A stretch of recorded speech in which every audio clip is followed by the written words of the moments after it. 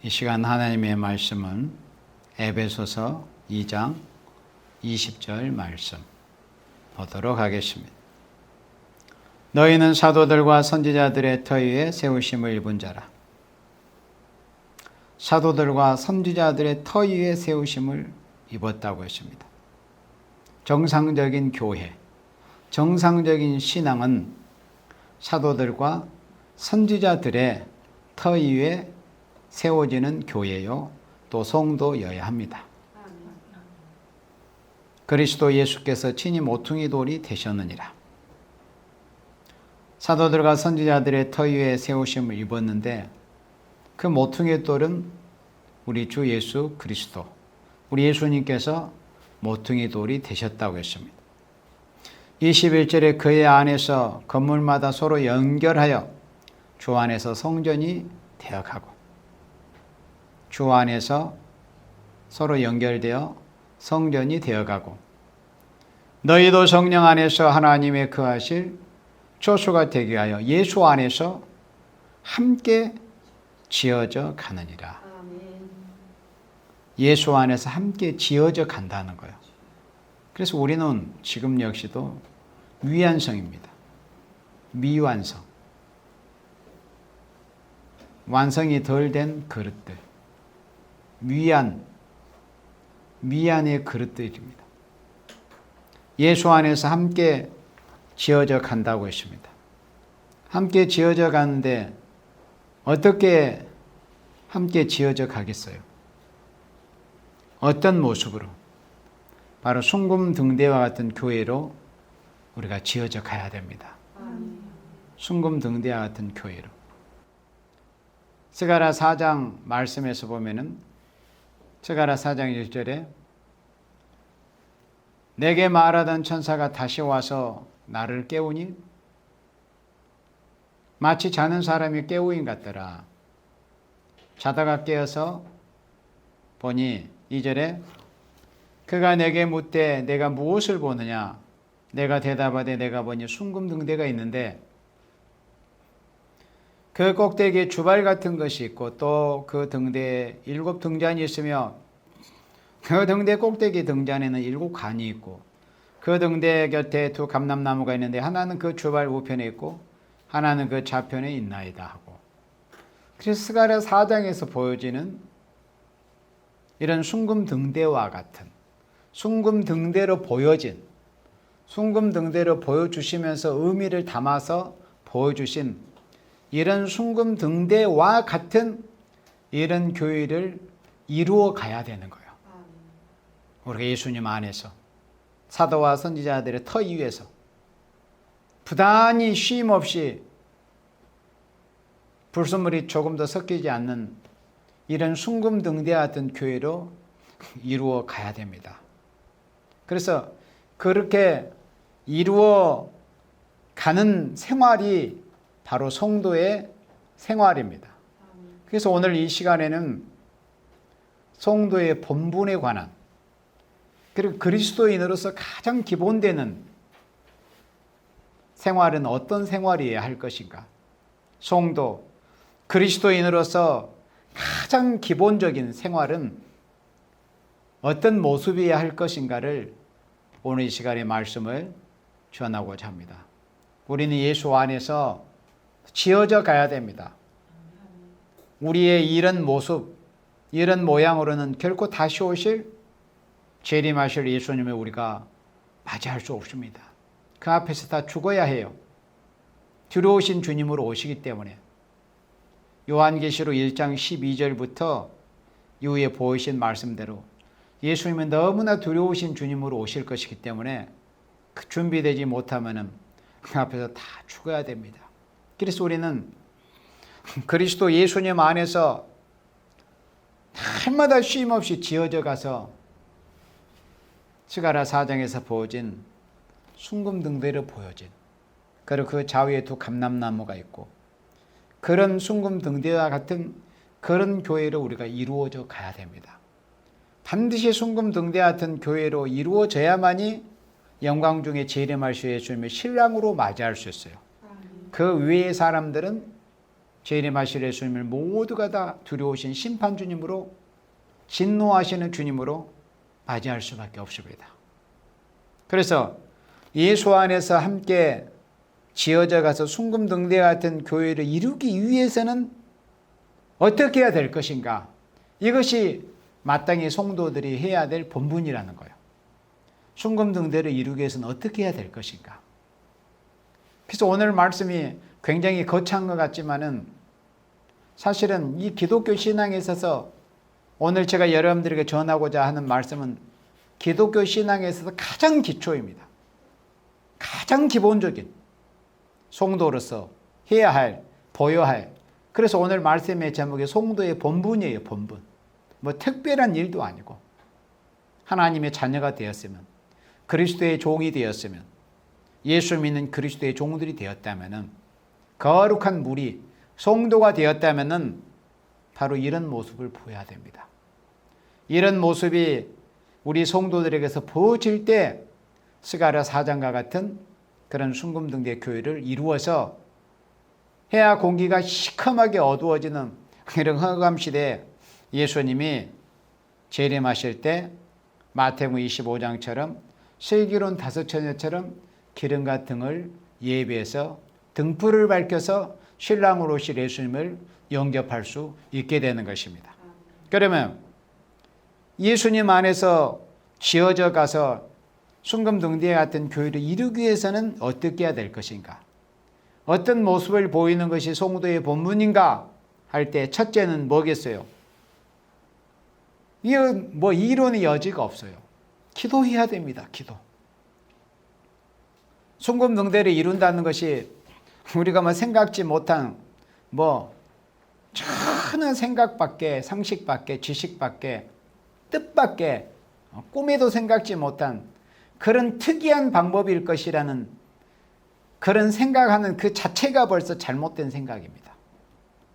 그렇기 때문에 사람들이 잘못된 길로 가는 거. 기본은 외면한 채, 기본은 도외시하면서 기도해야 돼요. 기도. 데살로니가전서 5장 17절에 쉬지 말고 기도해라. 쉬지 말고 기도해라 그랬어요. 왜 쉬지 말고 기도하라고 하셨을까요? 기도는 호흡과 같기 때문에 쉬지 말라고 하는 거예요. 호흡. 우리가 육체의 생명이, 이 육신의 이 기식이 호흡하는 게 잠시 몇 분이라도 끊어져 버리면 육체의 생명이 끊어지잖아요. 그래서 우리 하나님의 사람들이 예수님을 믿는 그 순간 영이 살게 되었어요. 영이 산 생명이 된 거예요. 그러면 산 영은 호흡을 해야 돼요. 산 영은. 죽은 영은 호흡 안 해도 돼. 어차피 죽은 영은 호흡할 수도 없고 호흡할 필요도 없고, 마치 이 죽은 시신이 호흡이 안 되고 호흡할 필요도 없고 호흡할 수 없는 것이 바로 죽은 육체의 시신인 것처럼, 영이 죽은 상태에 있는 생명들은, 죽은 영들은 기도할 수가 없어요. 호흡을 할 수가 없으니까. 그러나 예수 믿고 하나님의 자녀된 생명들은 영이 산 생명, 산 영이 되었기 때문에, 중생받았기 때문에 호흡이 필요하단 말이에요. 호흡이. 그 영적인 호흡이 뭐냐면 바로 기도입니다. 기도. 기도. 그래서 데살로니가전서 5장 17절에 쉬지 말고 기도해라. 쉬지 말고. 왜 쉬지 말라고 말씀하셨을까요? 쉬면 죽어버리기 때문에. 그리고 쉬지 말고 우리가 쉬지 않고 뭘 한다는 것은 힘들잖아요. 사실은. 기도는 사실은 쉴 거라고 생각하는 그 자체가 또 잘못된 생각입니다. 기도에 대한 생각 중에 기도가 쉴 거라고 생각하는 그 자체가 잘못된 지식이에요. 기도는 정말 힘듭니다. 우리가 다 기도를 해봐서 알지만은 사실은 기도처럼 힘든 게 없어요. 어떻게 보면. 너무 힘듭니다. 네. 기도는 힘들어요. 우리의 모든 것을 바쳐야 되고, 내 자신과 싸워야 되고, 환경과 싸워야 되고, 시간을 다투어야 되고, 모든 것을 거기다가 투입해야 되기 때문에 기도는 힘든 것입니다. 그리고 기도라는 것은 가만히 앉아 있어서 시간만 때운다고 해서 그게 기도가 되는 게 아니에요. 처절한 영적인 싸움으로 들어가는 것이 기도입니다. 그래서 기도를 해보는 사람은 기도가 얼마나 힘들다는 것을 스스로 압니다. 그래서 골로새서 4장 2절 말씀에 기도를 항상 힘쓰라고 했습니다. 일주일에 한 번 정도 힘쓰고 금요일에 저녁에만 힘쓰고 이게 아니라 기도는 항상 힘을 써야 할 수 있는 게 기도입니다. 씨름하는 선수가 잠시 자신이 힘을 풀어버리면 금방 상대편에게 넘어가 버립니다. 기도는 씨름입니다. 우리의 믿음의 선진 야곱이 하나님의 사자 천사와 씨름할 때 밤새도록 죽을 힘을 다해서 힘을 썼습니다. 천사와 씨름했습니다. 그 축복의 약속을 받기 위해서. 잠시라도 자신이 힘을 풀어버리면 천사는 자신에게서 떠나가 버리잖아요. 그러면 그 축복의 약속을 받지를 못하는 거죠. 그래서 기도는 항상 힘을 써야 되고, 그리고 기도의 감사함으로 깨어있으라고 그랬습니다. 기도에는 반드시 감사라는 요소가 반드시 포함이 되어야 됩니다. 구약시대 희생의 제물에 반드시 소금이 뿌려져야 됐듯이 기도에는 감사라는 소금이 뿌려져야 돼요. 기도에는 감사가 필수 요건입니다. 감사하는 마음. 그래서 기도의 감사함으로 깨어있으라 그랬습니다. 깨어있지 않으면은, 영적으로 육적으로 깨어있지 않으면은 기도할 수가 없습니다. 그래서 우리가 순금 등대를 이루어 가기 위해서는 기도해야 됩니다. 쉬지 말고 기도하고 항상 기도에 힘쓰고 감사함으로 기도에 깨어있어야 돼요. 그리고 빌립보서 4장 6절에서도 그래, 아무것도 염려하지 말고 오직 모든 일에 기도와 간구로 너희 구할 것을 감사함으로 하나님께 아뢰라 그랬습니다. 감사함으로, 감사하는 마음으로. 무슨 일에 기도해야 됩니까? 모든 일에 기도하라고 말씀했습니다. 빌립보서 4장 6절에 모든 일에 기도와 간구. 기도는 우리가 호흡처럼 하는 겁니다. 간구는 그 일반적으로 하는 것보다 더 한 차원 높은, 정말 간절히 하나님이 안 주시면 저는 꼭 죽습니다. 하나님이 제 기도를 들으시지 않으면 저는 반드시 죽습니다. 다른 방법이 없습니다. 꼭 죽어야 하나님. 그런 심정으로 하는 게 바로 간구입니다. 기도와 간구로, 모든 일에 기도와 간구로 하나님 앞에 감사하는 마음으로 아뢰라고 그랬습니다. 그렇게 기도해야 되는 거예요. 그 모습이 마태복음 25장에서 슬기로운 5처녀의 모습으로 나타났습니다. 10처녀 중에서 5처녀의 그 구분이 그겁니다. 그걸 여러 가지로 해석들을 하고 있지만은 그 10처녀의 비유의 핵심이 뭐냐면 기름을 준비했느냐, 기름을 준비하지 못할, 그게 핵심이에요. 그걸 봐야 돼요. 뭐 다른 거 필요 없습니다. 기름을 준비했느냐, 기름을 준비하지 못했느냐. 설령 잠시 깜빡 졸았을지라도 기름을 준비해 놨느냐, 기름을 준비해 놓지 못했느냐, 그 차이예요. 아무리 그 중심으로 예수님의 재림을 기다리고 재림을 사모하는 마음이 있더라도 그 미련한 5처녀도 신랑을 기다렸잖아요. 신랑이 오는 길목에서 신랑을 기다렸지만 그들은 미련했기 때문에 기름을 준비하지 못했습니다. 그래서 거기서 예수님이 비유로 말씀하신 기름이라는 것은 바로 기도입니다. 기도, 성령의 역사. 기름은 성령의 역사를 의미하는 거예요. 그러면 성령의 역사를 받고 성령의 역사를 내 심령과 내 삶에 충만히 채우기 위해서는 기도를 해야 돼요. 그래서 기름을 곧 기도처럼 그렇게 전하는 것입니다. 거기서 기름, 성령의 역사를 뜻하는 것인데, 근데 미련한 사람들은 기름을 준비하는 데는 아랑곳하지 않았어요. 그건 곧 무슨 뜻입니까? 쉽게 미련하면은 기도하지 않는다 이 뜻입니다. 미련한 처녀는 기름을 준비를 못했어요. 기름 준비를 안 했어요. 기름 준비에는 별로 관심이 없었어요. 왜? 미련했기 때문에. 그러니까 미련한 자들은 기도하지 않는다 이런 의미입니다. 미련했기 때문에 그들은 기름을 준비하지 못했어요. 이 마지막 시대도 많은 교회에서 많은 생명들이 주의 재림을 기다리고는 있어요. 그 중심이 얼마만큼 기다린 것은 예수님만이 아시겠지만 어쨌든 기다리고 있습니다. 뭐 삶이 어려워서 기다리든지 뭐 어쨌든 기다리든지 기다리지만은 슬기로운 생명들은 기름을 준비하면서 신랑을 기다리고 미련한 처녀들은 마음은 재림 예수님이 신랑이 오시기를 너무나 간절히 사모가 돼요. 세상살이가 팍팍하니까.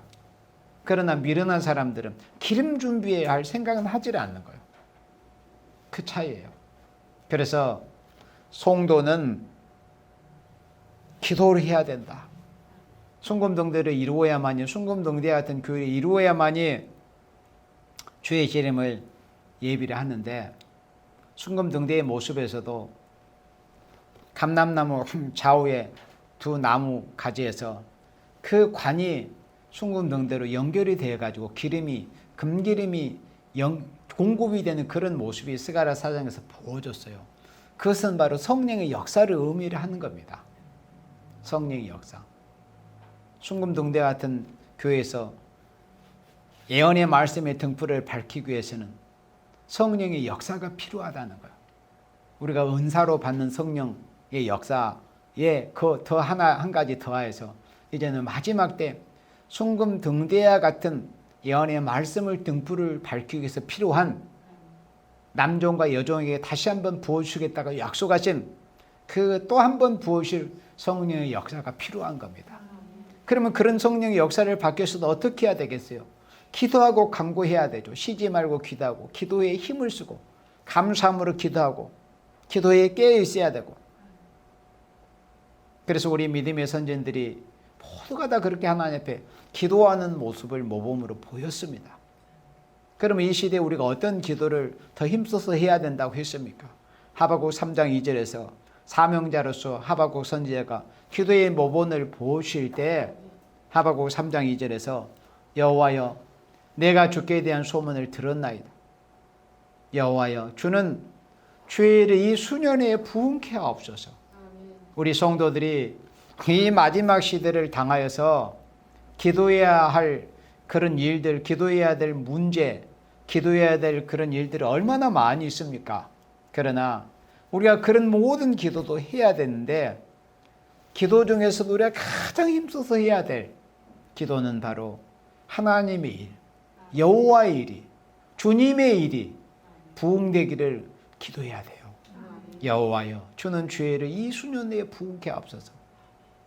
북방으로부터 큰 환란을 앞에 두고 하박국 선지자가 북방으로부터 환란이 올 때 우리 민족이 피하게 해주시옵소서. 우리가 그런 피해를 당하지 않게 해주시옵소서. 그렇게 구체적으로 기도한 게 아니었어요. 주의 일이 부흥케 해달라고. 주의 일이 부흥케 된다는 그 내막 안에는 북방으로부터 환란이 올지라도 하나님께로부터 보호를 받을 수 있다는 그런 내막에 다 담겨 있는 거예요. 주의 일이 부흥케 된다는 것은 하나님의 보호의 역사가 함께 해 주신다는 것이 의미가 담겨 있는 거예요. 그래서 주의 일이 부흥케 돼야 돼요. 잠들어있는 심령들이 깨어나고 지금까지 기도하지 않았던 생명들이 정신을 바짝 차려 주께 대한 소문 듣고 세상에 되어져가는 일들 보고 정신이 바짝 들어가지고 이제 기도의 지단으로 나아오고 기도하려고 엎드리고 기도에 힘을 쓰고 자신과 싸우고 그렇게 해서 기도해야 됩니다. 기도해야 현금등대를 이루게 되는 거예요. 그래서 성도로서 마땅히 해야 될 그런 본분, 성도로서 마땅히 해야 될 일에 가장 기본적인 것은 뭐냐면 기도입니다. 기도. 그리고 두 번째는 우리 에베소서 6장 16절 말씀을 보도록 하겠습니다. 에베소서 6장 16절 모든 것 위에 믿음의 방패를 가지고 이로써 능히 악한 자의 모든 화전을 소멸하고 구원의 투구와 성령의 검 곧 하나님의 말씀을 가지라. 우리가 악의 영들과 싸우기 위해서는 전신갑주를 갖춰야 됩니다. 전신갑주를 갖춰야 하는데 믿음의 방패를 가지고 또 구원의 투구를 쓰고 구원의 확신을 가지고 그리고 성령의 검 하나님의 말씀을 가지라고 그랬습니다. 성령의 검 마귀의 염통을 찔러버리고 마귀의 목을 베어버릴 수 있는 성령의 검을 준비해야 된다는 거예요. 믿음의 방패, 구원의 투구 이런 것들은 다 내 자신을 지키기 위한 것들입니다. 악의 영들로부터, 사단의 세력으로부터 내 자신을 지켜내기 위한 것들이에요. 보호의 수단입니다. 방어의 수단. 그러나 성령의 검, 말씀의 검은 공격하는 무기입니다. 우리가 공격하는 수단을 갖춰야 돼요. 마귀의 염통을 깨뜨려 버리기 위해서는, 마귀의 모가지를 잘라버리기 위해서는. 그래서 성령의 검, 말씀의 검을 가져라. 하나님의 말씀을 가져라. 말씀을 무장해야 됩니다. 성도로서 마땅히 해야 할 바에 두 번째는 하나님의 말씀을 드려야 돼요. 말씀을 청종해야 돼요. 하나님께서 이스라엘 백성을 애굽에서 430년 만에 건져내셔서 약속의 땅으로 이끌어 가실 때 하나님의 사람 모세를 통해서 하나님께서 광야 생활 40년째 모압 광야에서 하나님께서 하나님 사람 모세를 통해서 왜 너희들로 하여금 광야에 40년 생활을 하게 했는 줄 아니? 그렇게 물으시면서 그 이유를 가르쳐 주셨습니다. 사람은 입으로 먹는 이 육신의 떡으로만 사는 것이 아니고 인생은 하나님의 말씀으로 산다는 것을, 그것을 새겨주기 위해서, 처절하게 새겨서 가르쳐 주시기 위해서 광야 40년에 그 방랑 나그네 생활을 하게 하셨다는 것을 말씀해 주신 거예요. 그래서 예수 믿고 구원받은 하나님의 백성들은 하나님의 말씀 듣기를 힘을 써야 돼요. 믿음은 들음에서 난다고 했습니다. 일단 잘 들어야 돼요. 하나님의 말씀을. 그러면 그냥 잘 들어야 되겠어요? 그냥 잘 들어서는 말씀이 귀에 들어오지 않습니다. 잘. 기도가 그만큼 밑받침이 돼야 됩니다. 기도 많이 하고 기도 열심히 하고 말씀을 들으면 평소에 듣는 것보다 말씀이 더 잘 들립니다. 귀에 쏙쏙 들어와요. 내 심령 육배에 건강철필처럼 새겨집니다. 기도 많이 하고 말씀을 들어야 더 잘 새겨지고 더 잘 깨달아집니다. 말씀이 더 잘 믿어지게 되는 거예요. 그래서 성도로서 하나의 말씀 듣기에 힘을 쓰고 말씀 무장에 힘을 써야 돼요. 마귀는 시시때때로 하루 24시간 전 시간을 마귀는 공격이 들어오는데 그저 마귀에게 시달리고 마귀의 공격을 막기에만 급급해야 되겠어요? 마귀를 공격할 만한 무기를 우리가 갖춰야 돼요. 성령의 검, 하나님의 말씀. 말씀의 칼을 양날선 검, 예리한 양날선 검을 우리가 준비를 해야 돼요. 하나님의 말씀을. 그래서 계시록 10장 9절에 내가 천사에게 나아가 작은 책을 달라 한즉 천사가 가로되 갖다 먹어버리라. 내 배에는 쓰가 내 입에는 꿀같이 달리라 하거늘 내가 천사의 손에서 작은 책을 갖다 먹어버리니 내 입에는 꿀같이 다나 먹은 후에는 내 배에서는 쓰게 되더라. 그러니까 하나님의 말씀을 이제 모장하는 먹어버리는 모습을 사도 요한을 통해서 환상 계시로 보셨잖아요. 사도 요한은 이제 대표적으로 이제 모델이 되어서 이 계시의 말씀을 받을 때 실제로 자신이 먹는 것처럼 그런 모습을 보았는데 이제 이후에 실제로 예수님을 영접할 그리고 다시 애언을 해야 돼. 마땅히 이 마지막 시대에 하나님의 사랑하시는 성도들 또 일꾼 사명자로 쓰임을 받기 위해서는 하나님의 말씀을 먹어버려야 돼요. 잘 먹으려면 어떻게 해도 일단 잘 들어야죠. 잘 들어야 깨달아지니까.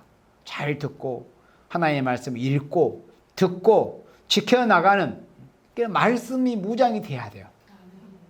이것이 성도의 본분입니다. 성도로서 이런 본분을 차근차근 충실히 기본적으로 잘 해나가야 순금등대 같은 촛대 교회를 순금등대와 같은 순금촛대 같은 교회를 이룰 수가 있게 되는 거예요. 내 자신이 그런 순금등대 교회의 일원이 되어서. 그리고 에스겔 3장 1절에서도 똑같은 말씀이 보여줬습니다. 요한계시록은 선지자들이 본 그런 계시를 다 종합한 말씀이 요한계시라고 그랬어요. 그 사도 요한보다 훨씬 더 몇백 년 전에 먼저 본 에스겔 선지자가 이렇게 기록했습니다.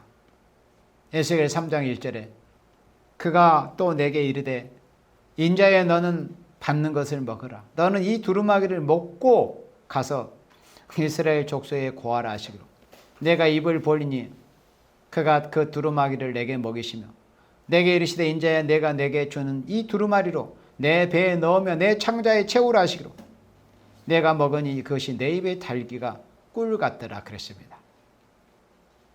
이렇게 맛있게 먹으라는 거예요.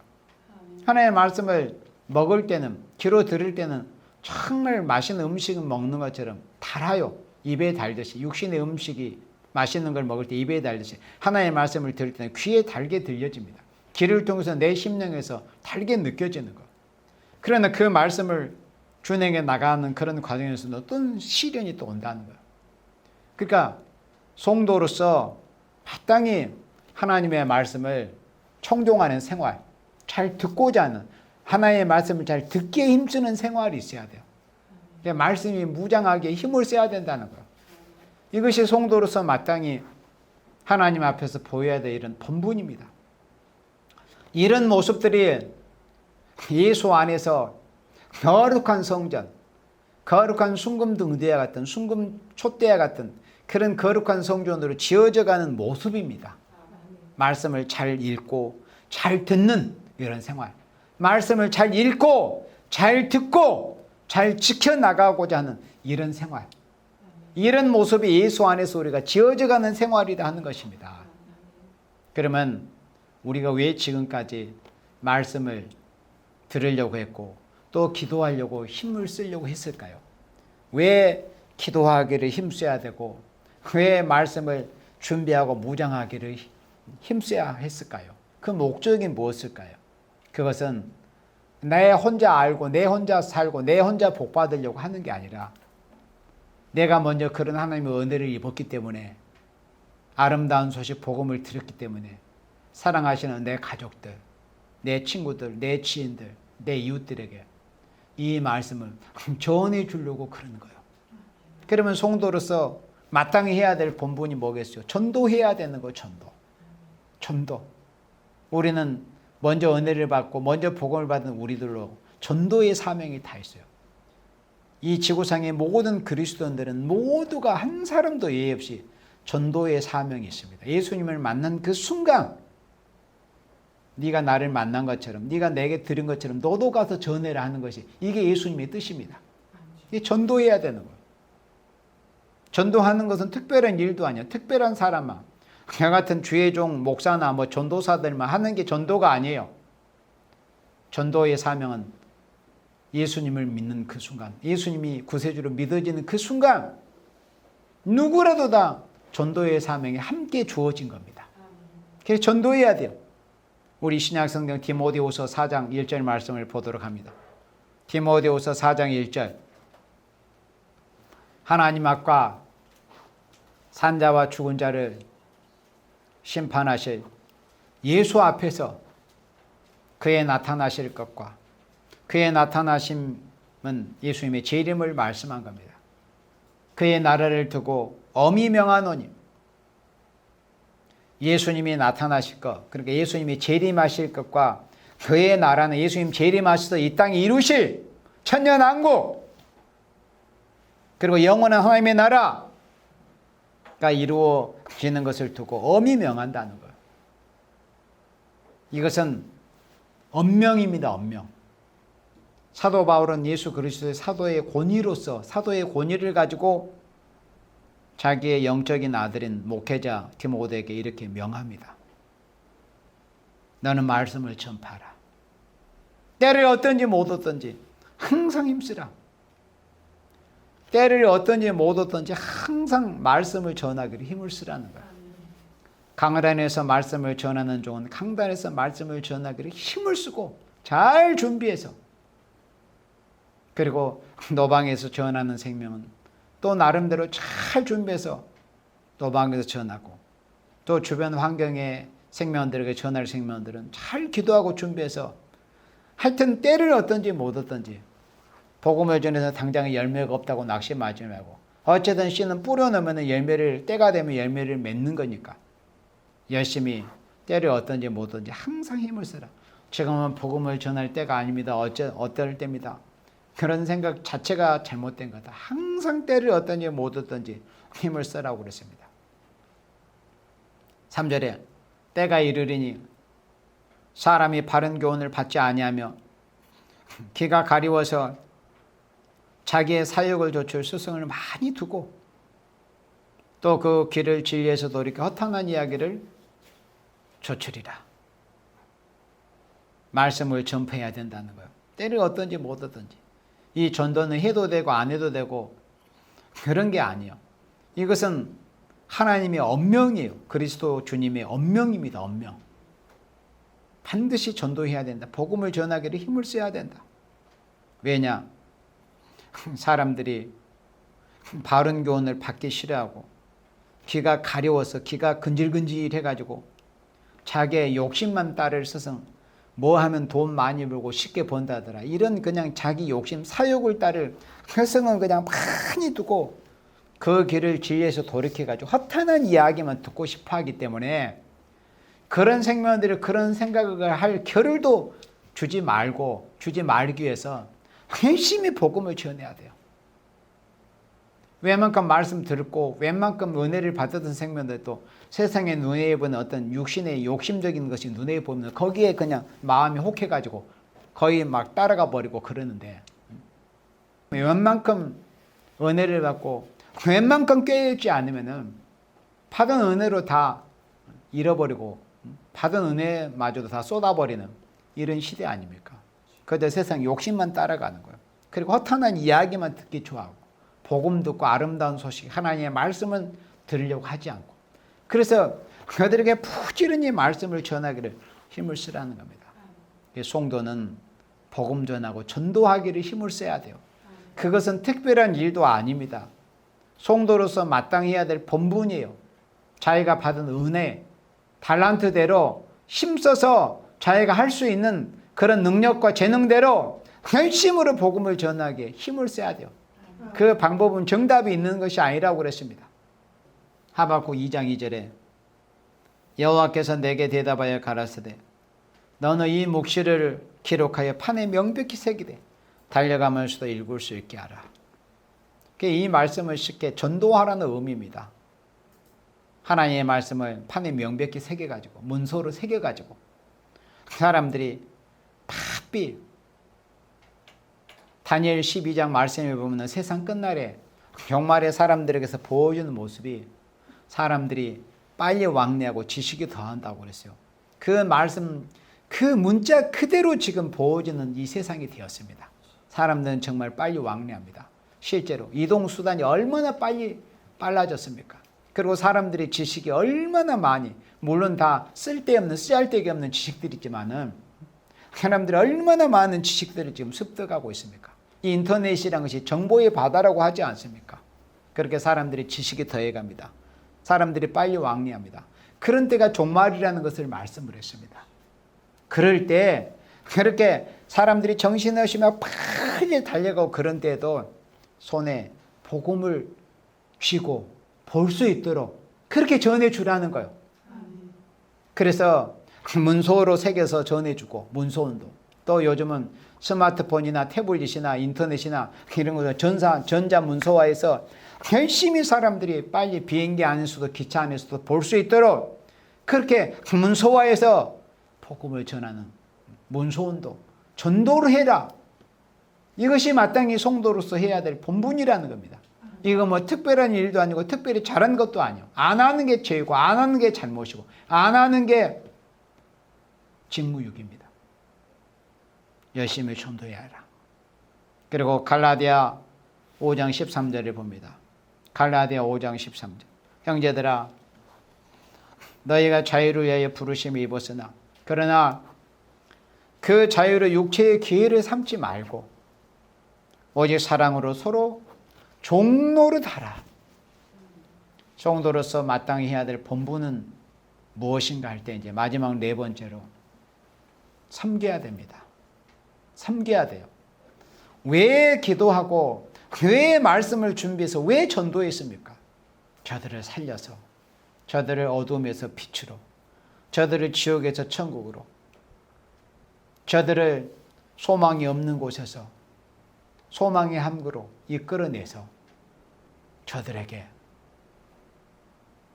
하나님이 누구신지 또 복이 무엇인지 알게 해서 저들을 하나님의 나라에서 복을 받도록 하기 위해서는 기도하고 말씀 묵상하고 전도하는 것으로 끝내서는 안 되고 전도한 생명들을 잘 섬겨줘야 돼요. 그것은 섬겨야 될 사람이 정해진 게 아니고 섬김을 받을 사람이 정해진 것도 아닙니다. 서로 섬겨야 된다고 그랬어요. 나는 내 이치는 목회자니까, 강단에서는 목회자니까, 나는 강단에서는 목회자의 사모니까, 나는 받기만 하고 나는 섬김을 받아야 돼. 그 발상 자체가 마귀 생각이에요. 그건 마귀 새끼입니다.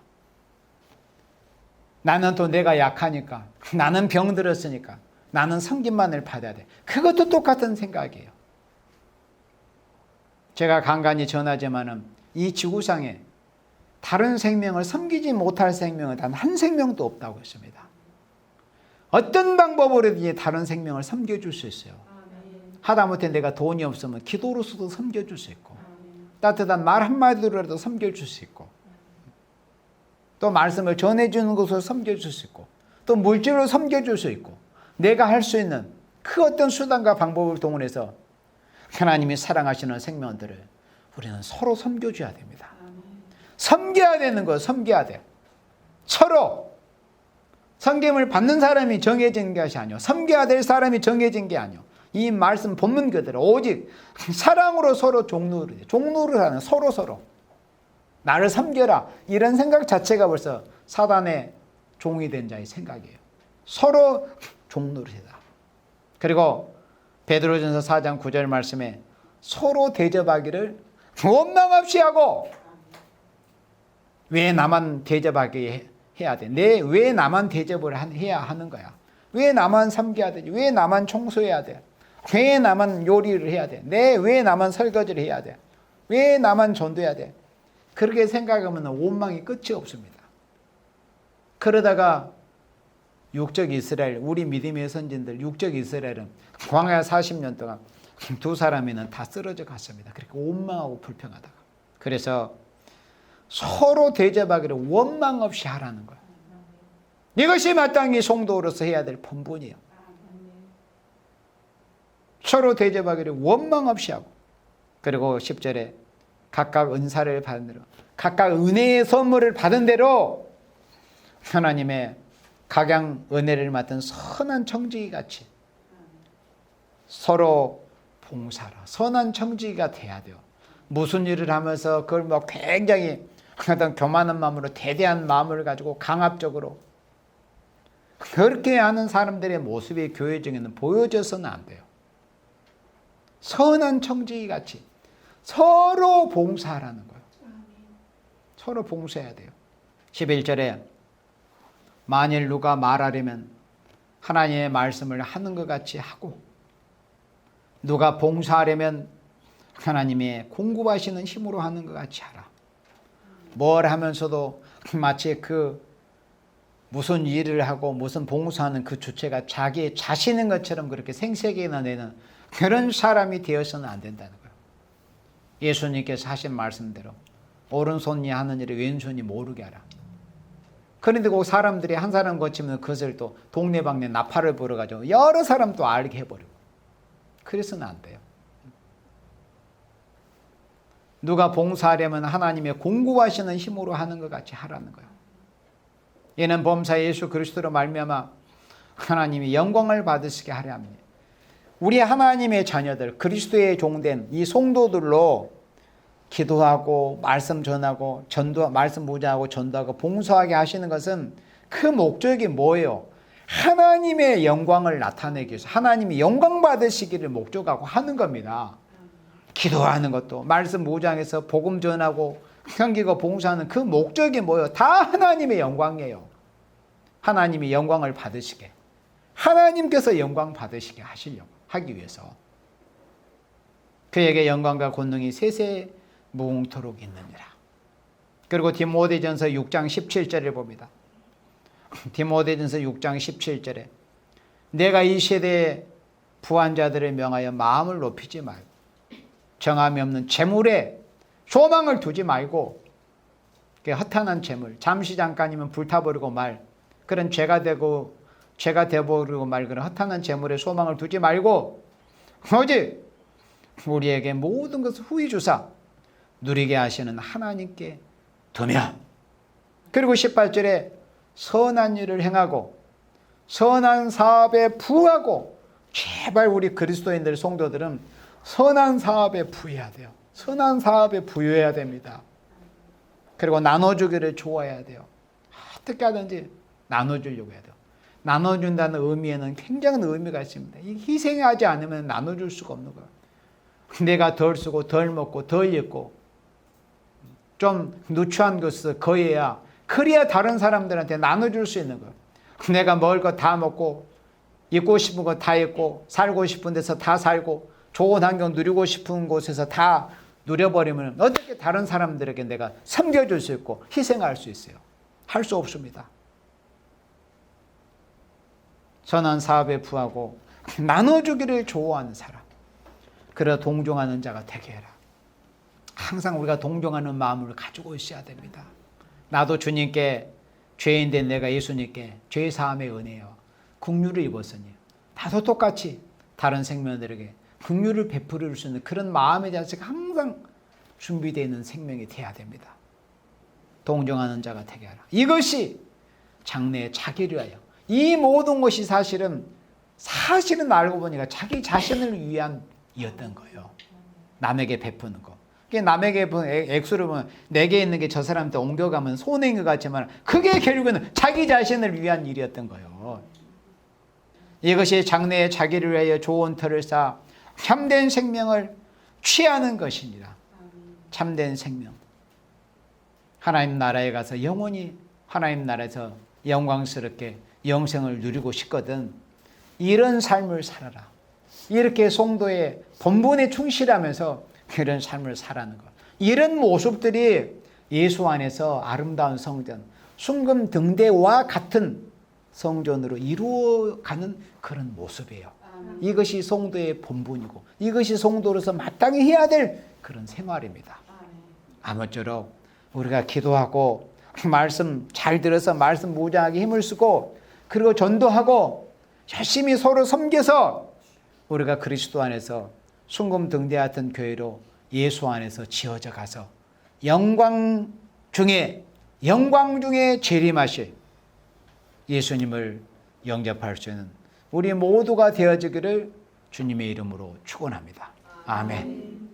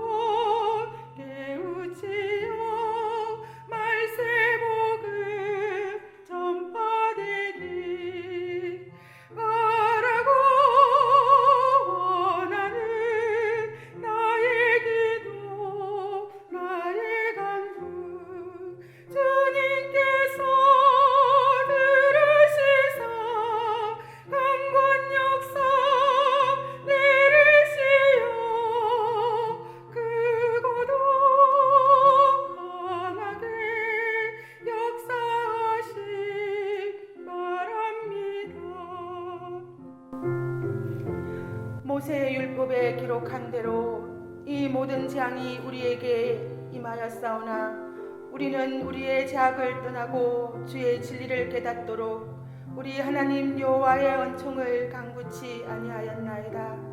이러므로 여호와께서 이 재앙을 간직하여 두셨다가 우리에게 임하게 하셨사오니 우리의 하나님 여호와는 행하시는 모든 일이 공의로우시나 우리가 그 목소리를 청종치 아니하였음이니이다. 강한 손으로 주의 백성을 애굽 땅에서 인도하여 내시고 오늘과 같이 명성을 얻으신 우리 주 하나님이여 우리가 범죄하였고 악을 행하였나이다. 주여 내가 구하옵나니 하나님의 크신 주